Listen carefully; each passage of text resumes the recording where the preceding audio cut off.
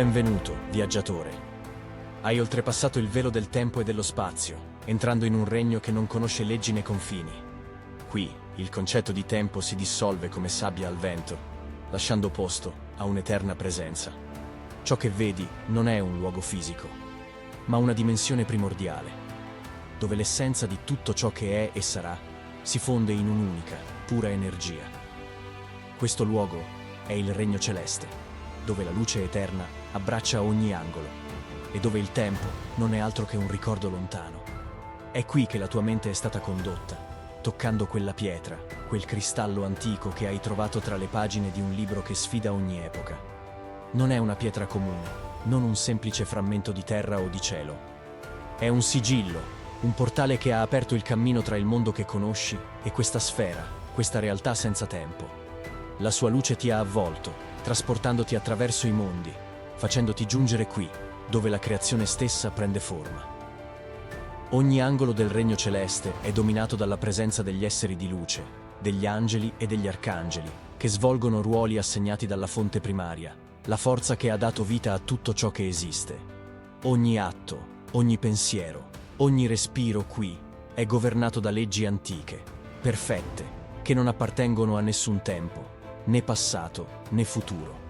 Il regno che ti circonda è il risultato di un atto di creazione che risale a ere dimenticate, a un'epoca in cui il nulla era tutto ciò che esisteva. Prima che la terra fosse forgiata, prima che l'uomo nascesse dalla polvere, vi era il vuoto, l'oscurità assoluta, il silenzio primordiale. Ma da quel silenzio nacque la luce. Una luce che non solo separò le tenebre, ma plasmò ogni cosa. L'universo stesso, la terra, la vita, la materia, tutto ciò che conosci, nacque dal battito di quella luce. Un battito che da solo aveva il potere di separare il caos e di dare ordine al tutto. Fu questa luce che separò le acque dal cielo, che fece sorgere le terre dall'oceano, le montagne, i fiumi, le foreste e gli oceani. Poi, da quella terra che aveva preso forma, nacque la vita. Prima le piante, poi gli animali. Ma la vera meraviglia giunse con la creazione dell'uomo. Ogni uomo, pur essendo parte di questo mondo, era anche qualcosa di più. Un frammento dell'infinito, una connessione diretta con la sorgente di tutto ciò che esisteva e che ancora doveva venire. L'uomo era il culmine della creazione, un essere che possedeva la capacità di guardare il cielo e comprendere le stelle. Nel principio, quando la luce aveva appena separato il caos dalla creazione, il mondo era un luogo di pura armonia. Il regno divino, intessuto di luce e di pace eterna, si estendeva senza fine. Gli angeli, esseri di luce immensa e pura, erano i custodi di questo mondo. Nati dalla stessa essenza che aveva plasmato l'universo, avevano il compito di sorvegliare la terra, di proteggere l'armonia e di mantenere l'equilibrio tra i mondi. Erano esseri straordinari, possedendo poteri che nessun altro avrebbe mai conosciuto. Alcuni di loro erano come fari nel buio, splendenti nella loro perfezione. Altri erano guerrieri, difensori dell'ordine celeste. Ma tutti condividevano una verità fondamentale. Il loro scopo era servire il bene, proteggere la creazione e mantenere l'equilibrio tra cielo e terra. Erano chiamati gli osservatori. Tuttavia, alcuni cominciarono a guardare gli esseri umani con occhi diversi. La loro curiosità, il loro desiderio di conoscere e di possedere cominciò a crescere. Osservavano gli uomini, le loro passioni, i loro sogni, il loro libero arbitrio. La terra, con la sua bellezza primordiale, sembrava un rifugio sacro, ma anche una tentazione irresistibile. Gli angeli, esseri di luce e purezza, si trovarono davanti a un dilemma: osservare da lontano o immergersi nel mondo degli uomini. Fu in questo momento che il desiderio iniziò a crescere in alcuni di loro. Non si trattava solo di curiosità, ma di una brama, di un'inquietante fame che li spingeva verso il mondo degli uomini. Con il passare dei millenni, il desiderio degli angeli per la terra e per gli uomini crebbe, ma non tutti furono pronti ad accettare questa tentazione. Alcuni angeli rimasero fedeli al volere divino, continuando a sorvegliare il mondo con l'armonia di un'eterna dedizione. Ma altri, guidati da una crescente insoddisfazione e ambizione, cominciarono a cedere al loro desiderio proibito. Semjasa, il loro leader, fu il primo a compiere il passo fatale. Un angelo di straordinaria bellezza e potere, ma con un'ambizione che non conosceva limiti, cominciò a sussurrare nelle orecchie dei suoi compagni. Fu così che un gruppo di angeli, tra cui Semiazza, Azazel e altri 200 tra i più potenti, decisero di scendere sulla terra. Abbandonarono il loro posto nel regno celeste, rinunciando alla purezza per immergersi nel caos e nel desiderio. Questi angeli, una volta guardiani del mondo, divennero i primi a compiere il passo verso la corruzione. La loro discesa non fu solo fisica, ma spirituale. Mentre scendevano sulla terra, il loro legame con il divino cominciava a svanire e un'ombra cresceva nel loro cuore.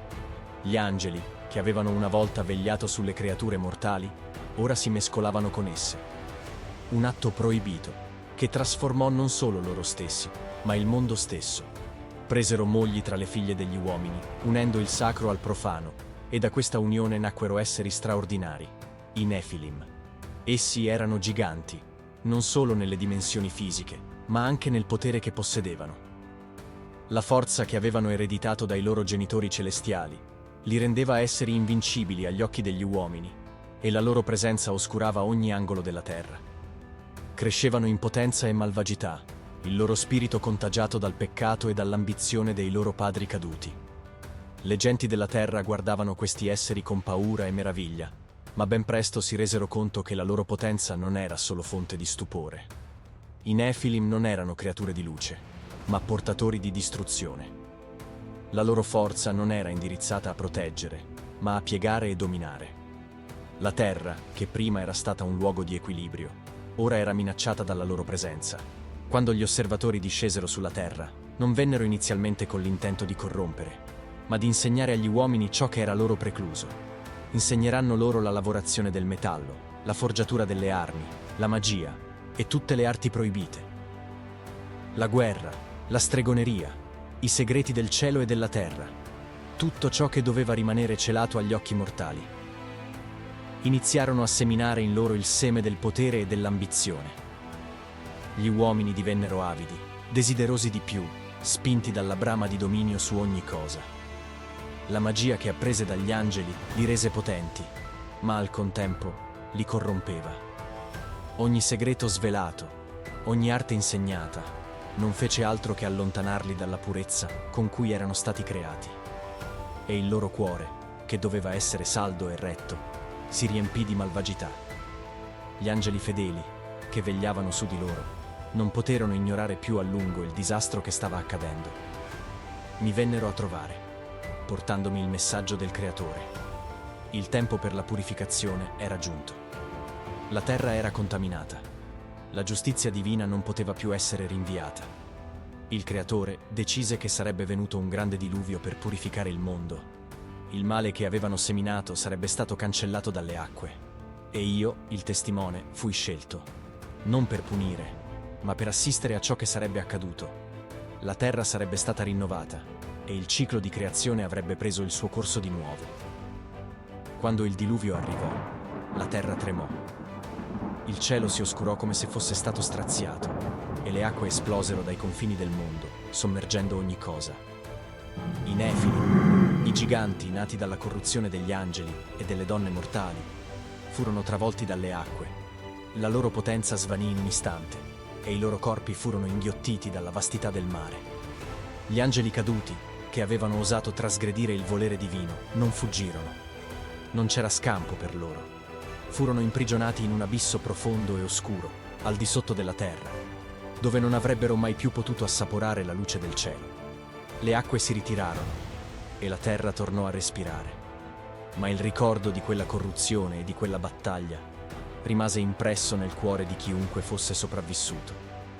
Gli uomini, privati della loro conoscenza proibita, sarebbero stati chiamati a vivere in un mondo rinnovato, ma senza la forza che li aveva distratti dal cammino del Creatore. Io, testimone di quella fine e di quel nuovo inizio, osservai silenzioso, non più il guardiano, ma colui che aveva visto il ciclo della distruzione e della purificazione. Tuttavia, non durò a lungo. Il male, come un'ombra, tornò. I Nefilim, i giganti che avevano camminato sulla terra, non morirono con il loro corpo. Le loro anime, corrotte e malvagie, si librarono nell'aria, prendendo la forma di spiriti maligni, demoni che avrebbero tormentato l'umanità nei secoli a venire. Nonostante la morte fisica, il loro potere non svanì. Nel profondo dell'abisso in cui gli angeli caduti erano stati imprigionati, l'odio e la sete di vendetta non si estinsero. Lì, nell'oscurità, tramavano. Gli spiriti dei Nefilim, ormai demoni, si aggiravano tra gli uomini, in silenzio, invisibili ma potenti. La loro influenza non era mai diretta, ma profonda, sussurrando nei sogni, seminando paura e corruzione nei cuori. Gli angeli caduti, rimasti intrappolati tra il cielo e la terra, non erano più prigionieri e vivevano tra gli uomini, camuffandosi tra di loro, muovendosi nelle ombre delle città e dei villaggi. Manipolavano le menti, spingevano gli uomini a compiere scelte che li avrebbero portati alla rovina.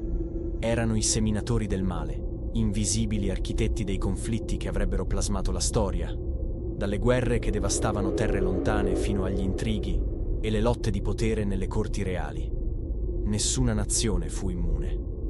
Dall'interno di ogni conquista e ogni tradimento, gli angeli caduti trovavano la loro forza, diffondendo ombre in ogni angolo del mondo. Ma nonostante la tenacia del male, non tutto era perduto.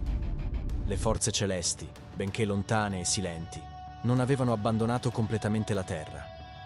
Gli angeli fedeli osservavano, aspettando il momento giusto per intervenire. Un nuovo destino stava per essere scritto.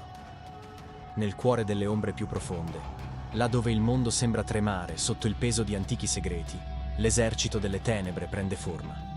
Gli angeli caduti, i traditori che un tempo governavano le stelle, si risvegliano, liberati dalle catene imposte dalla punizione celeste. Azazel, il comandante degli angeli caduti, il più astuto e insidioso fra di loro, emerge dalle profondità. Al suo fianco, Semiasa, il leader dei traditori, e i più oscuri fra i suoi seguaci, tutti corrotti dal potere proibito e dall'ambizione infinita. I Nefilim, i giganti che un tempo camminavano sulla terra, si risvegliano nella loro forma oscura, mostri dalle fattezze demoniache, forgiati nelle fiamme della corruzione. E così, l'esercito delle tenebre si prepara, cresciuto e potenziato, pronto a scatenare la sua furia su una terra che, ancora una volta, è destinata a cadere nel caos. L'umanità è nel mirino e le forze oscure si radunano, con una minaccia che cresce nell'ombra come una tempesta imminente. Nessun angelo né uomo potrà fermarli, se non le forze divine stesse. Il cielo è in fermento. Ogni angelo, ogni creatura di luce sta raccogliendo le forze per la battaglia che giunge. Non è una guerra come le altre. È la guerra definitiva. La fine e l'inizio di tutto ciò che è stato, e la nascita di ciò che verrà. Le schiere celesti, tutte in allerta, attendono il segnale. Ogni angelo conosce il proprio destino, ma non c'è paura, c'è solo la luce che li guida. Michele, il generale delle schiere celesti, è già pronto. La sua presenza è un faro di giustizia, e con la spada in mano, forgiata nel cuore stesso del divino, rappresenta la volontà di Dio. Non si tratta di un semplice guerriero, ma di un simbolo, il segno che la luce non cederà mai, che il male non avrà mai la meglio. Gabriele, il messaggero, cammina al fianco di Michele. Il suo compito non è solo quello di portare messaggi, ma di guidare le forze della luce in battaglia. La sua spada, affilata e implacabile, è il messaggio divino reso carne. Raffaele, il guaritore, è più di un medico divino, è il portatore della speranza. Non solo proteggerà gli angeli, ma curerà ogni ferita, ogni anima che ne avrà bisogno. Uriel, il saggio, osserva tutto da una prospettiva più alta. Non solo un guerriero, ma la mente che guida la strategia, l'intelligenza che coordina ogni movimento. La sua visione di ciò che accadrà non è limitata al presente, ma si estende nel tempo, scrutando il futuro come una mappa che solo lui può leggere. Il cielo, un tempo luminoso e calmo, ora è solcato da nubi pesanti, cariche di energia. Il bene sta per trionfare, ma non senza il sacrificio che una guerra di tale portata richiede.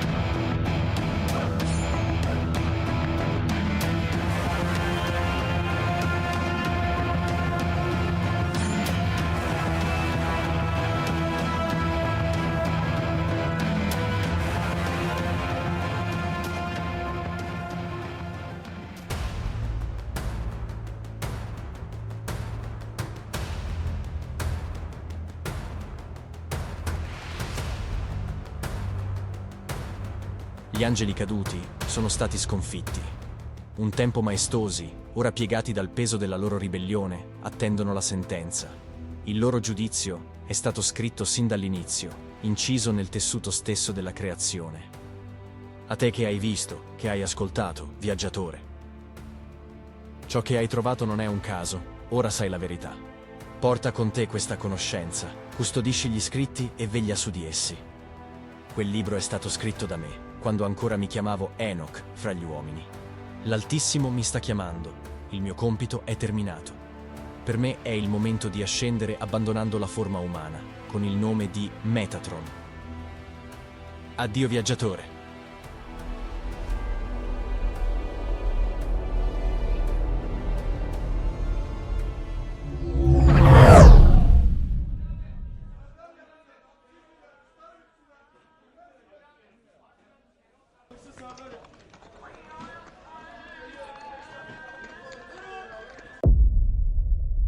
Grazie per aver guardato questo video. Lascia un like ed un commento con le tue opinioni o suggerimenti. Non dimenticare di iscriverti al canale e condividi il video con chiunque possa apprezzarlo. Ci vediamo nel prossimo viaggio. Serendipity illumina la tua curiosità.